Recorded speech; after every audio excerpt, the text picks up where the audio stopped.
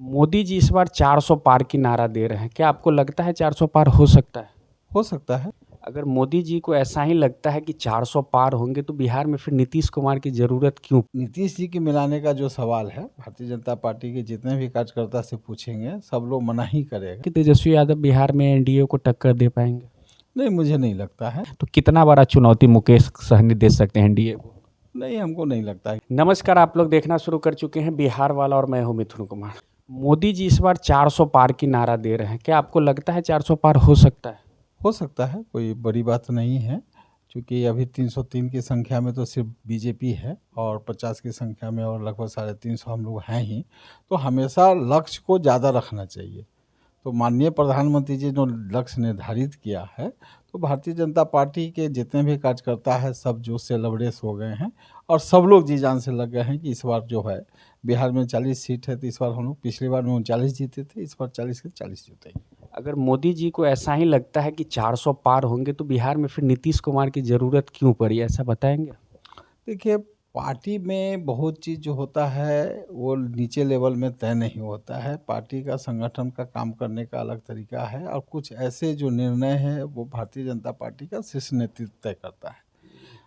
नीतीश जी के मिलाने का जो सवाल है, भारतीय जनता पार्टी के जितने भी कार्यकर्ता से पूछेंगे, सब लोग मना ही करेगा। लेकिन उसके बावजूद भी शीर्ष नेतृत्व ने कि कोई फैसला अगर लिया है, तो उसका ज़रूर कोई ना कोई ठोस कारण रहा है और इसका क्या फ़ायदा होगा, वो आने वाला चुनाव में आपको पता चलेगा। बिहार में तेजस्वी यादव यात्रा पर निकले हुए हैं। 3 तारीख को पटना में उनका रैली है।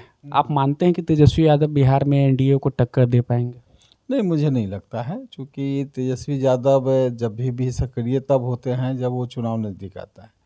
इससे पहले उनको बिहार से कोई मतलब नहीं रहता है, बीच में गायब हो जाते हैं, जनता के से उनका जुड़ाव ना के बराबर है। वो अपने कंस्टिट्यूएंसी जहाँ से विधायक हैं वहाँ भी बहुत कम ही जाते हैं, तो कहीं न कहीं जनता से आप कटे रहेंगे, कार्यकर्ता से कटे रहेंगे, तो जो जनाधार आप खोजेंगे वो कभी नहीं मिलेगा। बिहार में सर आप निषाद जाति से आते हैं।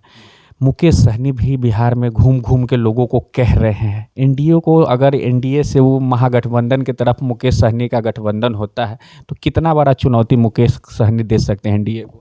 नहीं, हमको नहीं लगता है कि कोई चुनौती दे पाएँगे, क्योंकि पिछली बार में भी आपको याद होगा कि 3 सीट उनको मिला था एनडीए गठबंधन से। तो तीनों सीट में आप देखेंगे कि बहुत भयंकर मार्जिन से चुनाव हारे थे। जो उनको वो सीट मिला था मधुबनी, जहाँ से अशोक यादव जीते थे, वहाँ से वीआईपी का ही उम्मीदवार था, तो 4.5 लाख वोट से वो हराए।